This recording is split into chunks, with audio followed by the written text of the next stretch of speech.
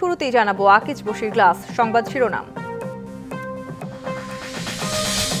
নিজেরা কাদা ছোড়াছুড়ি করলে বিপন্ন হবে সার্বভৌমত্ব, সতর্কবার্তা সেনা প্রধানের, বললেন তৎকালীন বিডিআর সদস্যরাই ঘটিয়েছে পিলখানা হত্যাকাণ্ড।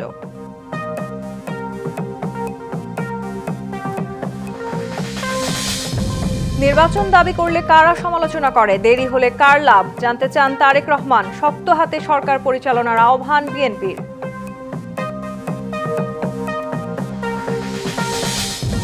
নতুন দলের দায়িত্ব নিতে সরকার থেকে পদত্যাগ করলেন নাহিদ ইসলাম। গণঅভ্যুত্থানের শক্তিকে সংহত করতে রাজপথে বেশি ভূমিকা রাখতে চান। সংস্কার কমিশনের সুপারিশ শোনার সময় নেই অন্তর্বর্তী সরকারের, যা হতাশাজনক। গণঅভ্যুত্থানে আশা দেখানো তরুণরাও জড়িয়েছে দুর্নীতিতে।